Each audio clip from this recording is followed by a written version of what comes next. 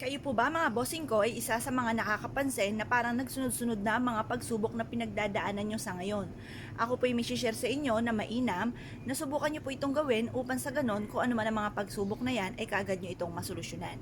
Ito pa mga bossing ko ay galing po sa gripo lamang.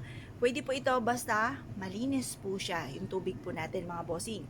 Ngayon po mga bossing, kung meron naman kayo ng mga nanggaling na tubig ulan na malinis, na walang mga latak, okay po yun.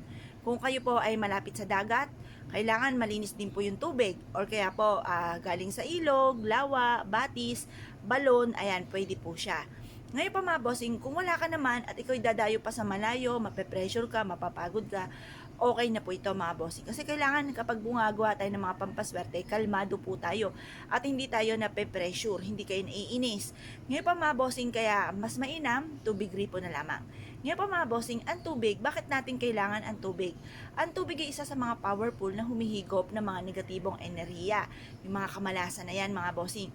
At instead ng mga negatibo ay panay positibo at kayo po ay makakaramdam ng malaking magandang pagbabago na magaganap sa buhay po ninyo. Ngayon po mga bossing, ito po yung ating tubig.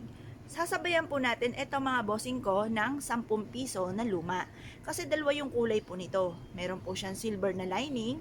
Ang silver ay pantabay ng kamalasan at ang gold naman ay for abundance. Hugasan nyo muna itong mabuti at patuyuan sa sinag po ng araw mga bossing. Ngayon pa mga bossing, mas mainam natatapat ka sa liwanag ng sinag ng araw. Kagaya nitong aking ginagawang ito mga bossing. Pagkatapos ay magwi-wish ka na sa pamamagitan nito ay magtutuloy-tuloy na ang pasok ng swerte sa inyo o masusolusyonan ang problemang pinagdadaanan. Magkakaroon ka na negosyo na dito ka na yayaman. Depende sa gusto po ninyo. Or kaya po kasi may mga bossing ako na mayayaman pero kalusugan naman ang problema or sa kanilang pamilya or sa kanilang karelasyon.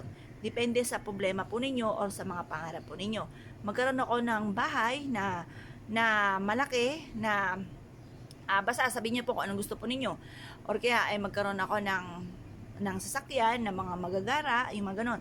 Or magkaroon ako ng maraming pera, makabayad na ako sa mga pagkakautang at hindi na muli ako mangungutang pa. Mag-wish po kayo ng mula sa inyo pong puso mga bossing team na panalangin. Ngayon po mga bossing, eto po mga bossing ko ang ating pong barya. Ilagay niyo po siya dito. At pagkatapos mga bossing, mag-wish po kayo ng mula sa inyo pong puso, team na panalangin. Sabihin nyo na lahat ng gusto po ninyo na walang gamit na sana, direct to the point mga bossing. Ngayon pa mga bossing, sabihin nyo po dito na mula ngayon ay ito'y simula na ng tagumpay ko sa buhay at kailanman ay hindi na ako mamumblema tungkol sa usapin ng pera. Sabihin nyo na lahat ang gusto po ninyo. Pagtapos na po kayo mag-wish mga bossing, ilagay nyo po ito sa mas maganda tapat ng pintuan or bago pumasok ng inyong pong tahanan at ang dulot po nito ay swerte. Ngayon po mga bossing, basta pag ang ating tubig ay parang madumi na, itapon nyo lang po ito sa lababo, pagtapos buksan ng inyong pong gripo, linisin nyo pong mabuti itong lagayan po natin, itong ating baso, ganun din po yung ating pong barya, hugasan po natin, at pagkatapos, gumawa po muli kayo ng ganitong mga pamamaraan. Meron akong bossing na nagpunta po dito, sabi po niya sa akin, ang pinakamaswerte na ginawa po niya, na effective po sa kanya, kasi may negosyo siya na malulugi na, ay itong tubig, at ganun din po ang barya. At ito po, isa sa mga subok na rin, paborito ko rin na pampaswerte. Kaya kung kayo pinaniwala at naisyo po itong gawin nyo po ito, basta kayo ay maglaan ng ilang minuto at kayo po ay manalangin ng team, masusolusyonan ang mga problema. Yun na po mga bossing, salamat po.